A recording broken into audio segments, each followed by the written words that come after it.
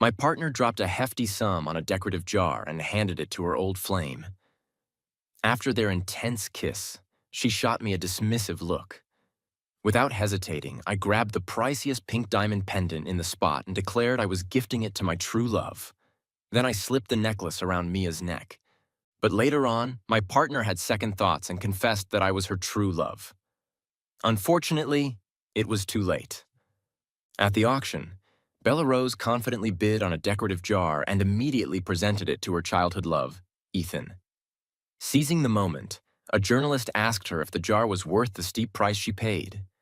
Bella looked tenderly at Ethan and responded that since he liked it, no amount was too much. Amid the crowd's teasing, Ethan lifted Bella's chin and kissed her. When the kiss ended, Bella glanced at him playfully. Our eyes met, and she gave me a disdainful look before looking away. The auction went on, with various ceramics and jewels on display, until a pink diamond necklace was showcased on stage. And the room went silent. This necklace, deemed flawless by the European Gemological Institute, is a rare find. Because of its high starting bid, only a few were interested. In the end, I won the necklace with the highest bid of the night. When I received the necklace, a reporter asked who I planned to give it to. I replied, "To my true love." Our eyes met again unintentionally. She flashed me a playful grin, looking confident. Then I turned and placed the necklace around Olivia's neck. Olivia's ears slowly turned pink. Her eyes, misty with emotion, looked at me like an adorable bunny. After the auction, I wrapped my arm around Olivia's waist and headed out. I felt eyes glaring at me from behind, but I didn't glance back. That night, a friend opened a bar, and I brought Olivia to support the event. As luck would have it, we bumped into Bella and Ethan again. Since we all were part of the same circle, we ended up sharing a table. However, no one knew that Bella and I were married. We'd been hitched for 3 years, but only our parents knew. A friend teased Bella and Ethan, asking if they were secretly tying the knot since they were always together. Bella glanced at me as if by accident, noticing my lack of reaction. She held Ethan's hand tighter and said they were truly in love and wouldn't elope secretly. Ethan raised an eyebrow at that, staring straight at me, a smirk on his lips like he was the winner. I'd seen that look before, but this time I felt nothing. Time can dull everything. Those painful nights, days of drinking and despair are long gone. I scoffed and looked away. Now, whoever Bella was with, it had nothing to do with me. Our friend suggested playing truth or dare, and when it was Olivia's turn, Bella asked a tricky and mean question. I was about to stop her, but Olivia gently squeezed my hand to calm me down. I knew she didn't want to ruin the mood, so I stayed quiet. Olivia shyly said she'd take the penalty and drink. But Bella kept pushing, saying if she couldn't handle the game, she shouldn't have played. I knew she was deliberately making things tough for Olivia. But wasn't that exactly her intent? I stood up, drank the penalty shot for Olivia, and then bid our friends goodbye before taking Olivia away. That night, when I got home and turned on the light, I saw Bella sitting on the couch with a gloomy face. There was an unfinished bottle of red wine on the coffee table in front of her. I didn't want to deal with her, so I walked straight into my study, but she called out to me from behind, sounding ready to argue. "August, have you forgotten that you're a married man?" I couldn't help but find it funny. What right did she have to question me? I turned around, frowning at her. "Bella, you're the one who said we should do our own thing. Regretting it now." She sneered as she met my gaze. "Don't flatter yourself, August. I'm just being nice and reminding you not to be fooled and take money for others. These young girls today have all kinds of tricks. Don't be deceived by their age. They're quite manipulative." I was speechless, chuckling as I shook my head. "You're not a young girl either, and you're quite the expert at deception." With that, I closed the door to my study. Immediately, I heard glass shatter in the living room. It's always like this. When things don't go her way, she makes a big scene. But I was only doing what she asked, living our own lives without interfering with each other. We were a couple in name only, waiting for her to sort out her family issues before getting divorced. 3 years ago, Bella and I married under our parents' arrangement. But at that time, Bella said she wasn't ready for marriage and wanted to keep it a secret for now. I didn't think much of it, assuming she just wasn't used to her new role. After we married, she was very clingy, coming home right after work every day. A young woman who had never done housework even started cooking for me.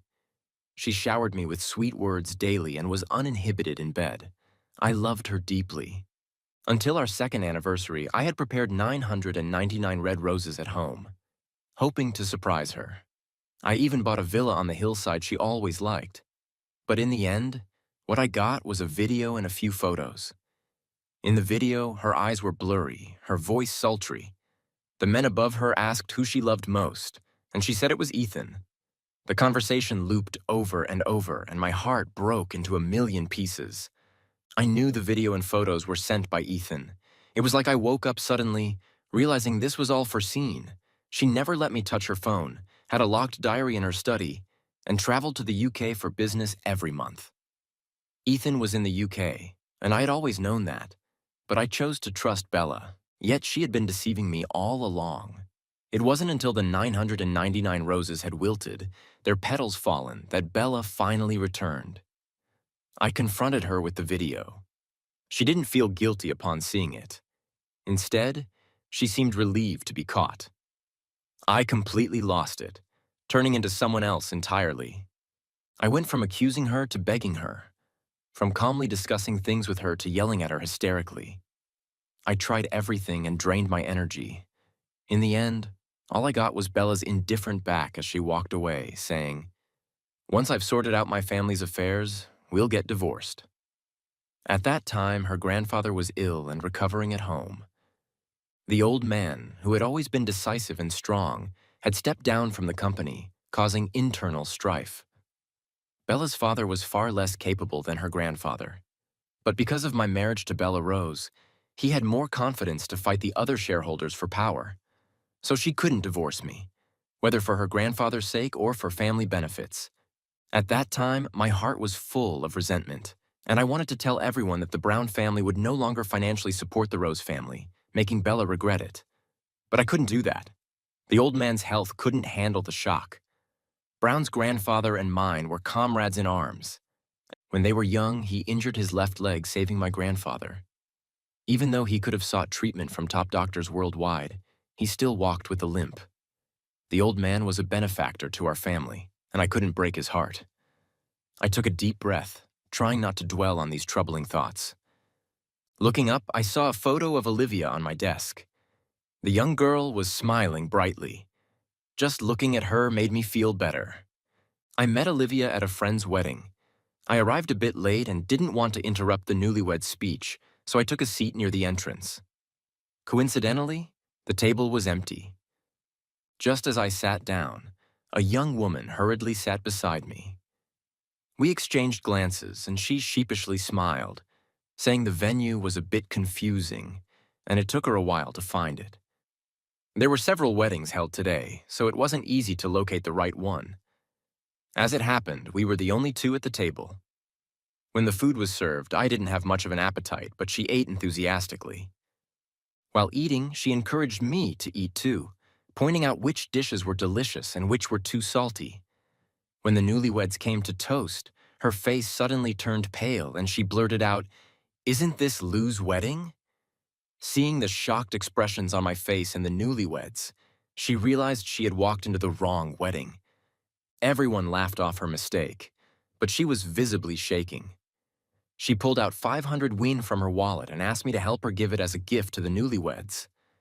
I chuckled and reassured her it wasn't necessary, but she looked utterly defeated and said she had eaten so much of their food. Finally, she found a red envelope and placed the money inside. I reminded her to write her name on it. That's when I learned her name was Olivia. At the time, I didn't think much of it, just that she was incredibly adorable. When I retold the story to the bride and groom, they couldn't stop laughing. A year later, I met Olivia again when she graduated and came to my company for an interview.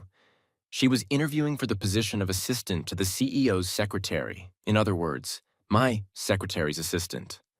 I happened to be passing by, and we recognized each other instantly. She greeted me warmly, and I sat beside her. She thought I was there for the interview as well. I asked her why she was applying for the position.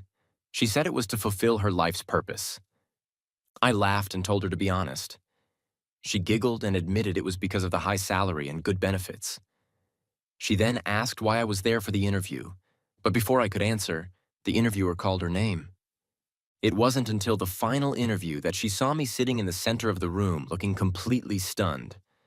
The HR manager asked her why she was applying for the position. She glanced at me uneasily, then firmly and seriously said it was to fulfill her life's purpose. Her expression was so earnest, like she was applying to join a political party, but her bright red face betrayed her nervousness. I clenched my fists tightly to stop myself from laughing. At that time, I had just confirmed Bella's infidelity and hadn't laughed so genuinely in a long time.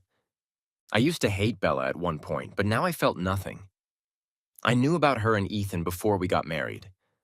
Bella and Ethan's families were neighbors, but compared to Bella's prestigious Smith family background, Ethan was hardly worth mentioning. He was just the illegitimate son of the Johnson family. It wasn't until junior high that Mr. Johnson brought him back into the family. But Ethan had two older brothers and a younger sister, all born to Mr. Johnson's legitimate wife. So it was difficult for him to make a name for himself in this circle. But Ethan was smart. He knew the Smith and Johnson families were evenly matched. As long as he could win over Bella, his position in the Johnson family would be secure.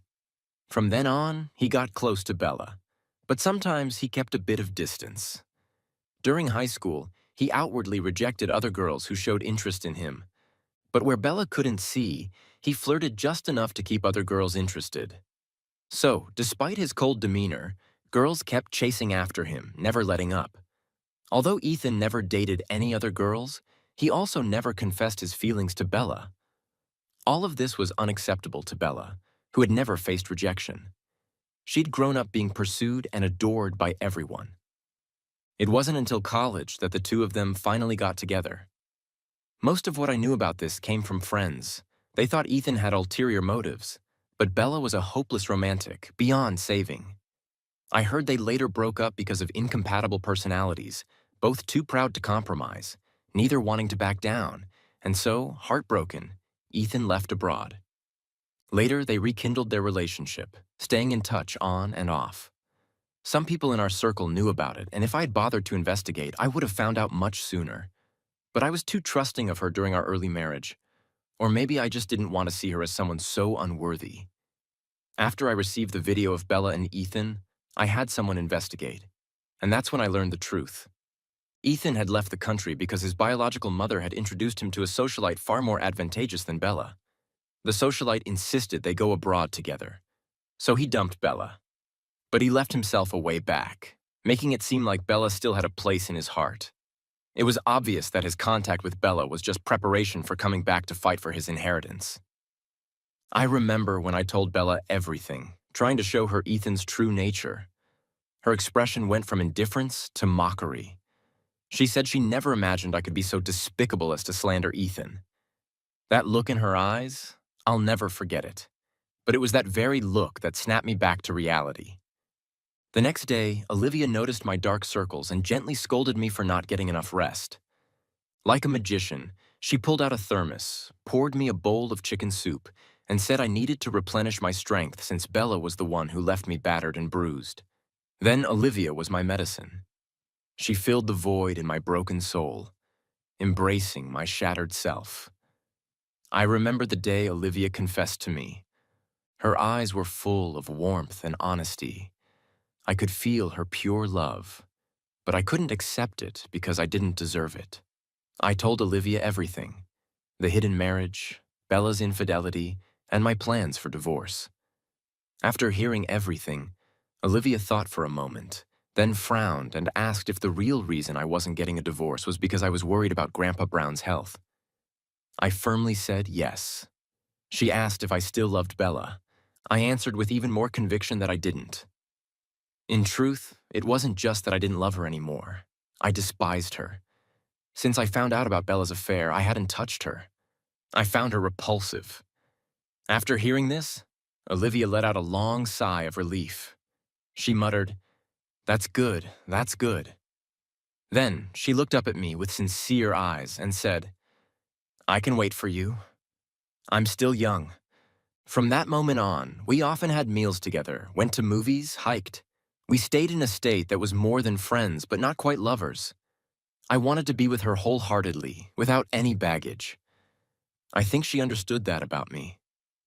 On the day of the auction, it was the first time I introduced Olivia in front of others. My true love. It wasn't because I was provoked by Bella and Ethan's kiss. It was because I genuinely wanted to be with Olivia. I wanted to give her everything beautiful in this world. Buying that pink diamond necklace wasn't an impulsive decision. I knew Olivia liked pink diamonds. Bella mocked me, saying Olivia was just a gold digger who was after my money. I didn't bother arguing with her. There's no point explaining summer to a cicada. She even pretended to kindly remind me that a gold digger wouldn't fit in with high society, that she was beneath me and only good for a fling. But what she didn't know was that Olivia came from a good family, just very low-key. Olivia's father is a well-known traditional Chinese medicine doctor. Her mother is a university professor. Olivia herself is exceptional. She's diligent and responsible at work, with top-notch professional skills. She's beautiful, sweet, and kind.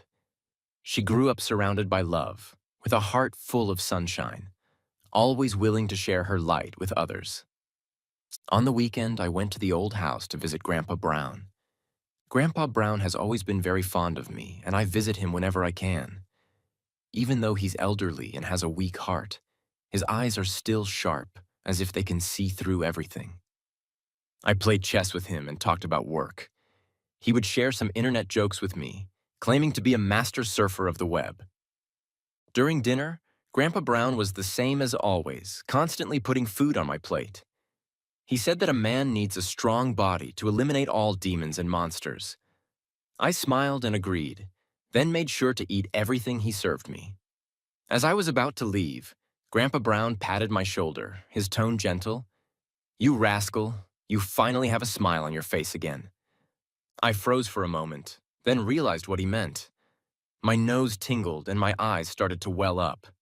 "Bella and that useless Johnson boy did you wrong. You don't have to worry about me. These old bones of mine are still sturdy. Divorce her. You can't waste your whole life on them. You don't need to care about what her parents think." Grandpa Brown's words were like a weight lifted off my shoulders. When I got married, Grandpa Brown had already warned me that Bella's parents didn't raise her well and that I shouldn't indulge her blindly. I hadn't completely fallen out with Bella yet because I didn't want Grandpa Brown to worry. Since the night Bella and I fought at the bar, she hasn't come home. I knew she was living with Ethan. In fact, ever since we had that confrontation, she had hardly spent a night at home. This is also why I haven't moved out.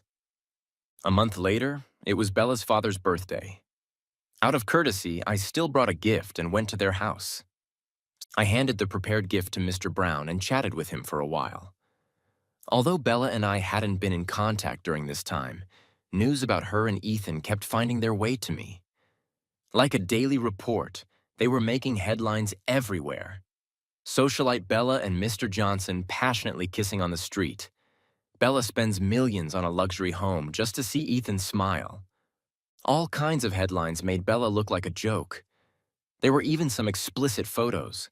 Although her face was blurred, anyone who knew her could tell it was Bella. Mr. and Mrs. Brown were aware of all this, and they were deeply embarrassed when facing me.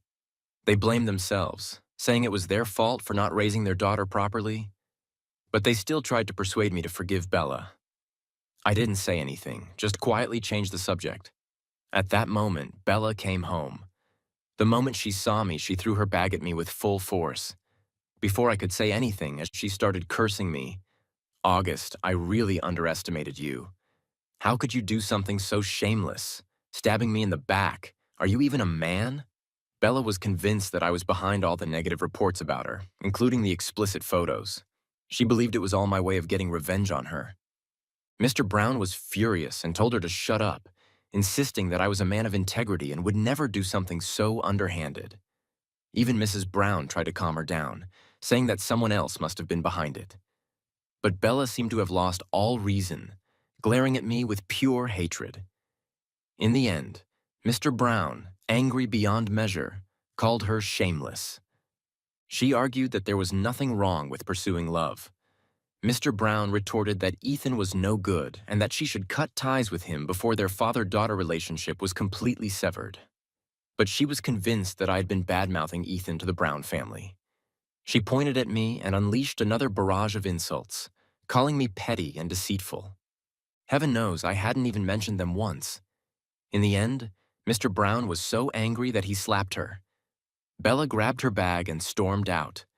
She didn't care about Mr. and Mrs. Brown's feelings at all. I quickly followed her out and called after her. She raised an eyebrow at me. "What? Are you trying to reconcile?" I smiled. She was still so arrogant. I took the divorce papers from my car and handed them to her. Her expression shifted from shock to anger as she saw them. She glared at me with wide eyes. "August, are you out of your mind?" Seeing that I didn't react, her expression changed again. "Are you serious? You can't really be thinking of marrying that little girl, can you?" I sighed, not wanting to waste any more words. Reluctantly, I said, "Take a look at the contents of the agreement. If you have any issues, you can talk to me or contact my lawyer directly." Ignoring her hysterical insults behind me, I got in my car and drove home. That night, I was half asleep when I felt a slight dip on one side of the bed. I was still groggy, unsure if it was a dream or reality. I felt a warm body press against me from behind, holding me tightly.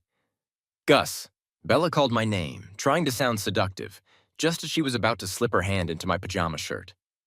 I pushed her away forcefully and rolled out of bed. I turned on the light and saw Bella lying on the bed. She was wearing something I couldn't even describe as pajamas, more like a few scraps of fabric held together by strings. The material was so scant that it didn't even cover as much as a handkerchief. She looked at me, thinking she was being seductive. "We haven't been together for a long time. Don't you miss me?" As she spoke, she provocatively exposed her leg. I closed my eyes and let out a deep sigh. She looked exactly like she did in the video Ethan sent me. I felt a wave of nausea, a strong urge to vomit. "Gus, can that little girl satisfy you? What does she even know?" I couldn't understand how this woman could be so shameless. "Get out," I said coldly. She tried to say something else, but I cut her off sternly. "Get out of here." Her expression changed instantly. "You really don't know when to take what's offered, do you? You'll regret this." I did regret it. Regretted not locking the bedroom door before going to sleep. Bella stormed downstairs and shattered every dish she could find. The TV, the fridge, nothing was spared. She was panting with rage, sitting on the couch, glaring at me. I looked at her with indifference, signed the divorce papers as soon as possible. Seeing that she didn't leave, I decided I didn't want to argue with her anymore. I took a quick look around. There was nothing important to take. All my important documents were kept at my parents' old house. I only took Olivia's photo from my study and left the villa. I looked up at the sky, which was beginning to show the first light of dawn. Finally, the night was over. When I arrived at Olivia's place with breakfast, she was still half asleep. She looked like a little puppy that had just been woken up, her hair all fluffed up. When she saw it was me, she immediately jumped into my arms, hugging me tightly. "What are you doing here?" Before I could answer, she exclaimed, "You're burning up." It turned out I had a fever. No wonder I felt like my body was weighed down with lead, drifting in and out of consciousness all day. Even though the fever eventually broke, my whole body still ached. Olivia kept gently massaging me, trying to ease the pain, but I felt bad for making my little princess work so hard. I drifted in and out of sleep, my awareness fading in and out.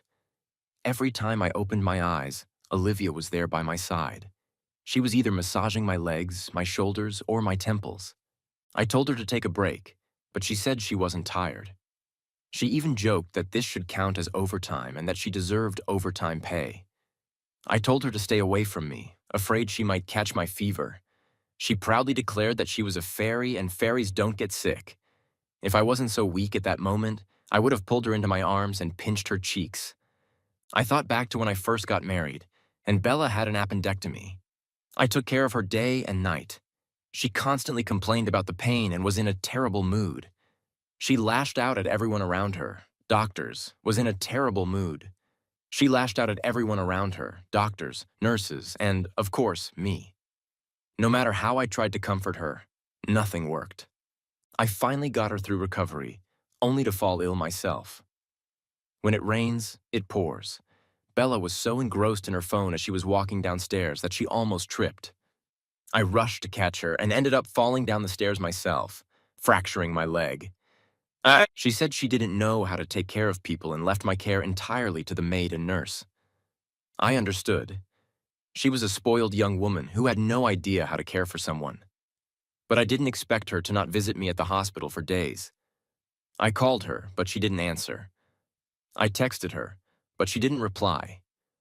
A week later, she finally messaged me back, saying she was abroad for an important project. She didn't even ask how my injury was. After all, I was in the hospital because of her. Later, I found out she had gone to see Ethan. Ethan had alcohol poisoning, and she was worried about him. She flew abroad to take care of him personally. Ethan even posted about it on social media. The caption read, "Only when you're sick do you know who truly loves you."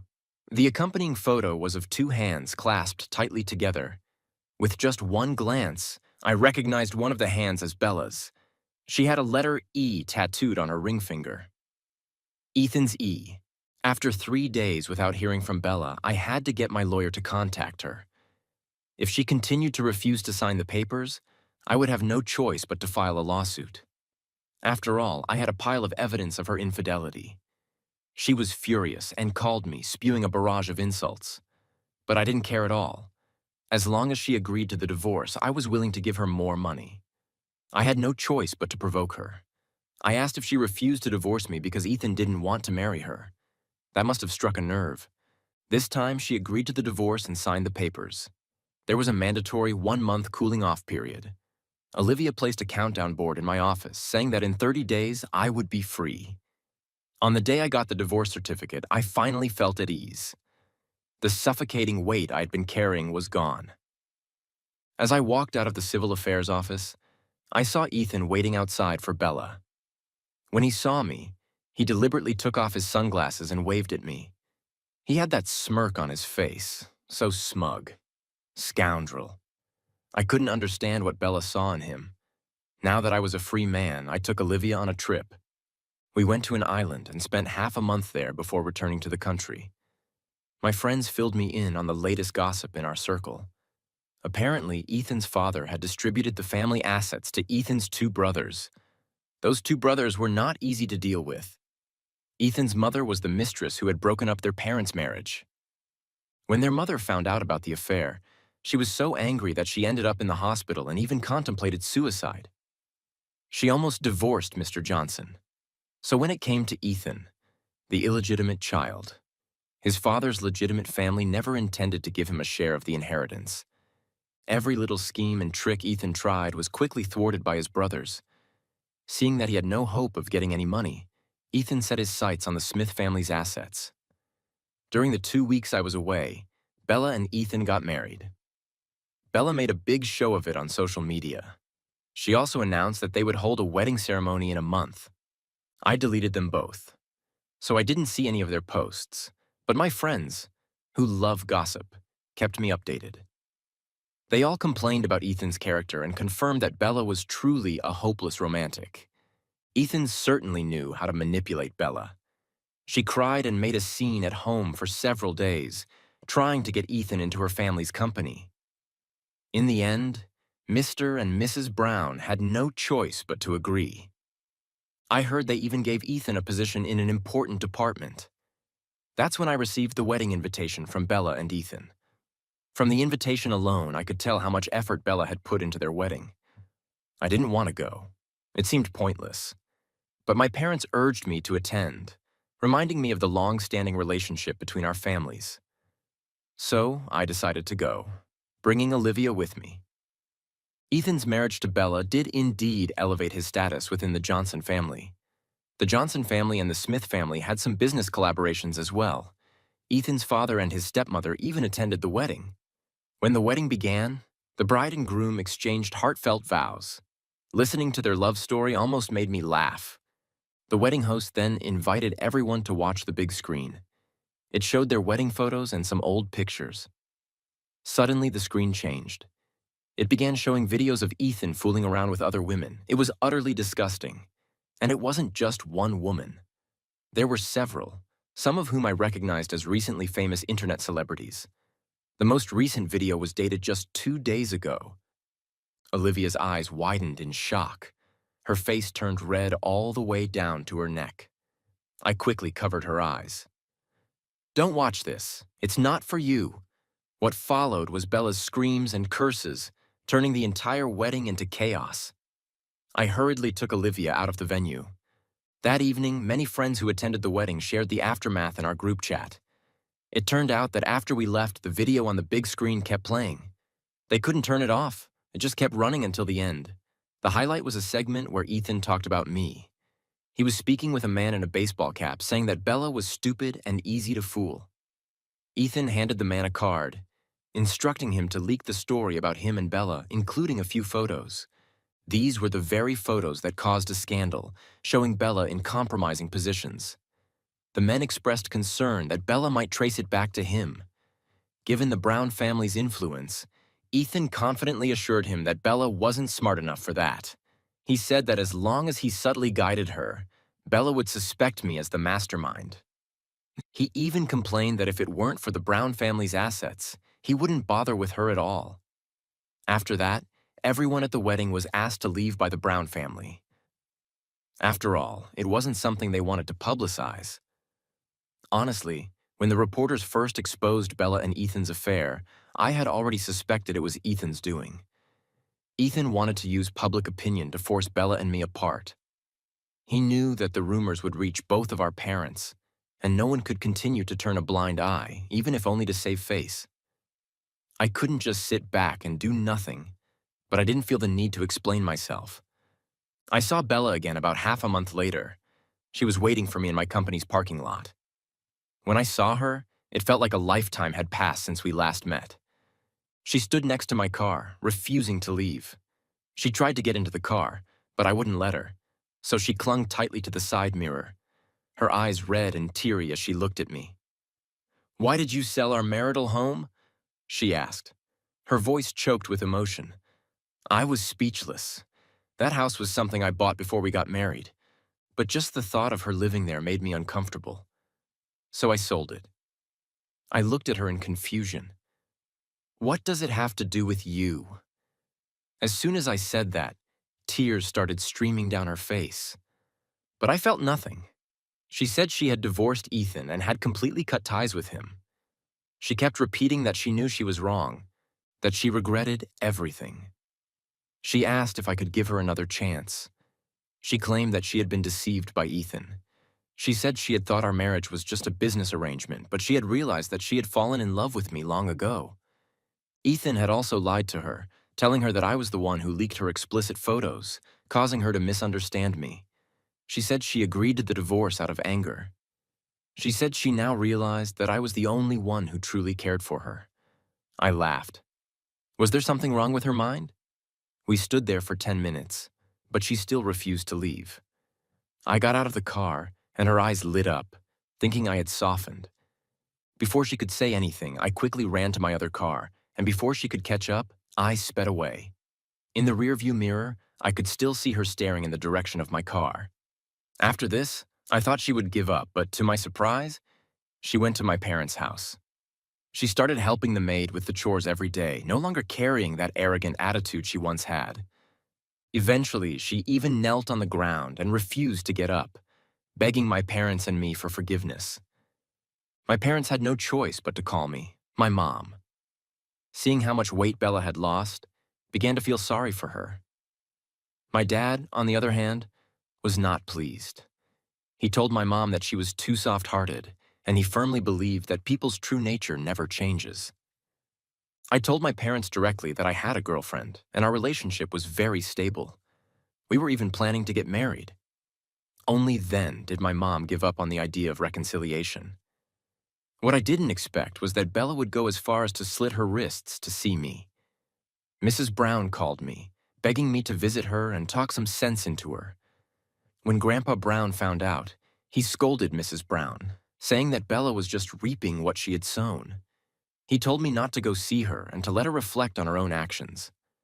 Olivia urged me to visit Bella to put an end to things once and for all. She said I should make it clear.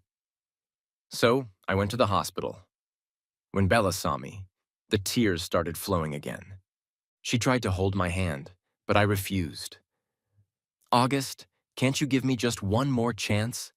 This time, I'll stay by your side, take care of you, okay? Can't you at least give me a chance to pursue you? After saying that, she broke down, sobbing uncontrollably. Bella, although we didn't have a strong emotional foundation before we got married, I was completely devoted to you after we tied the knot. She seemed to see a glimmer of hope and grabbed the hem of my shirt. Then we can build that foundation now. I interrupted her. I'm in love with someone now. I love her, and I will love her with all my heart. She deserves it. If it weren't for her urging me, I wouldn't have come to see you. She's very kind. She hopes that after seeing me, you can move on and live well. As I said that, I thought of Olivia's little encouraging face when she sent me off, and I couldn't help but smile. Then I looked up and saw Bella's eyes. They were filled with sadness, regret, and finally, emptiness. She murmured, "She really is better than me." The hand that had been gripping my shirt slowly let go. As I left the hospital, the sun was shining brightly outside. As soon as I looked up, I saw Olivia waiting for me by the fountain not far away. "Why did you come here? Didn't you say you'd wait for me at home?" I asked. Pleasantly surprised, she looked at me with a proud little pout. "I ate too much for breakfast, so I came here to walk it off." I couldn't bear to poke holes in her cute little excuse. Walking off a meal by coming 10 kilometers from home, only she could come up with such an adorable reason. 2 months flew by in the blink of an eye. I proposed to Olivia. After dinner, we were taking a walk, hand in hand. Suddenly, people around us started exclaiming and pointing across the street. On the large screens of the malls opposite us, a message appeared, surrounded by hearts. "Olivia, marry me." Olivia stared at the screens, wide-eyed and speechless. At that moment, I got down on one knee and pulled out the ring I had prepared. "Olivia, will you marry me?" Tears started falling from her eyes, one by one. As she helped me up, she said, "Yes." I looked down, and she looked up, our eyes meeting. All we could see in each other's eyes was warmth and tenderness. We set our wedding date for 6 months later. The meeting between our parents went very smoothly. Olivia's parents liked me a lot, showering me with praise. My parents, in turn, were even more attentive to Olivia than they were to me. My mom used to be a French teacher, and she always tried to force me to learn French, but I wasn't interested at all. Just hearing French gave me a headache, but Olivia knows French. It was just an elective course she took in college, but she learned it quite well. Now she and my mom chat in French all the time, sharing secrets and laughing nonstop. Now she and my mom chat in French all the time, sharing secrets and laughing nonstop. My dad and I are left completely in the dark. I didn't expect my dad and her dad to both enjoy fishing. These two old men had both been scolded by their wives for being too obsessed with fishing. And now they had found companions. The two mothers also became good friends, taking yoga and photography classes together. Olivia and I were more than happy with the situation. At a friend's gathering, someone mentioned Ethan. They said he was in a really bad spot now. Mr. Johnson was ashamed of him and refused to acknowledge him. Ethan was born because his biological mother had him secretly, and Mr. Johnson only found out later. Ethan's biological mother then used various methods to force Mr. Johnson to bring Ethan back into the family.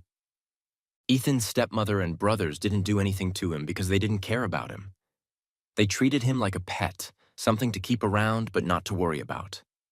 They could keep an eye on him to prevent him from causing any trouble.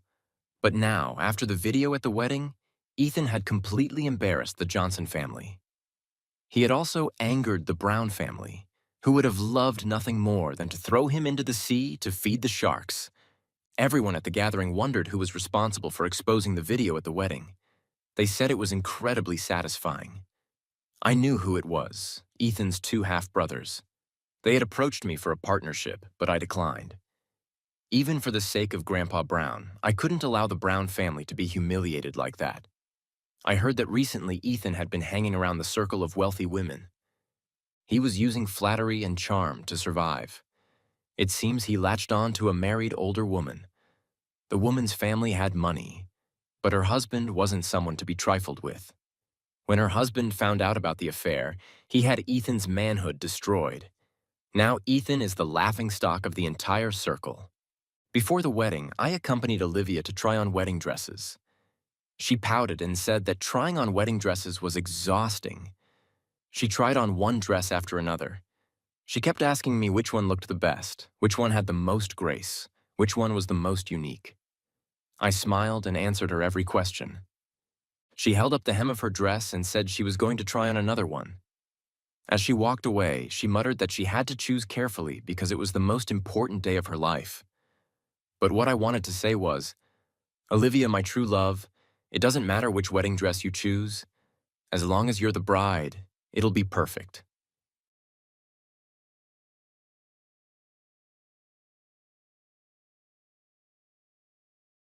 Three a.m. Sir, why are you awake? Oh shit. Shit's hitting the fan.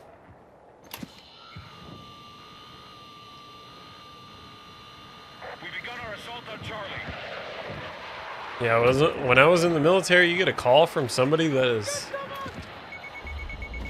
way too high of a pay grade.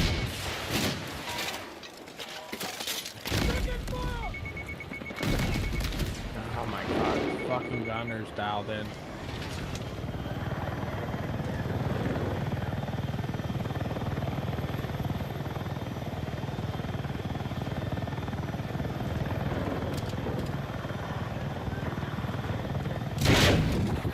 Charlie is being neutralized.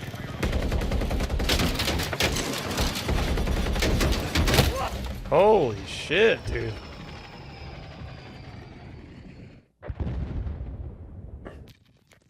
Objective marked. We need you supporting the attack. He called just to bullshit with me, sir. It's 3. Go to bed. Hey, I think that's a sign that the interview went well. Oh, you interviewed, huh? Possessed. Hostiles are assaulting Charlie. He's I had an interview yesterday too. ooh. Yeah. I don't know if I got it, but I don't think many people applied for it. Yeah, I'm kind of struggling on that end right now. Yeah, you and me both. Now he's texting me to go to sleep. Tell John that situation. I never told him, if you remember it. I'll tell you about the situation. I never told you. Oh, I don't, dude. I was hammered as fuck last night. So, you know, he was an interim supervisor at his job, right, for 7 months, and he's been doing the job the entire time, and now Fucking god. they had told what the fuck they told him that he needed an interview for this supervisor position, and it's like, well, what the fuck? It's like, I've been doing it for 7 months. What do I need an interview for? And they had told him in the interview that he just needed to be a bigger asshole. He needs to write everybody up as soon as they do something wrong. And he was like, well, if you want to be a bigger asshole, like I don't want to end up in HR the entire time. Charlie is under attack.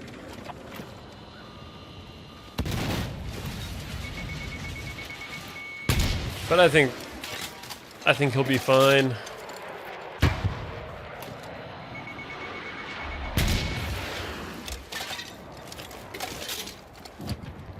No one likes an asshole boss. No one likes an asshole boss, but like if you can be tactful about it, like it can be extremely beneficial. Maybe asshole to other people. Like I was an asshole in the military, but like I looked out. I looked out for my fucking people. Like I butted heads with a lot of like higher ups trying to take care of my people. Yeah, see, like that's a good boss. That's how my last boss was. But if you suck ass, you're not a good employee or a good worker for me. I'm not gonna do that for you. Yeah. Alright. Oh, I'm a great asshole boss. I'll go to bat for people if they're on their shit. Exactly. Like if you're on your shit, like I'm gonna do everything for you. Oh, on the mountain.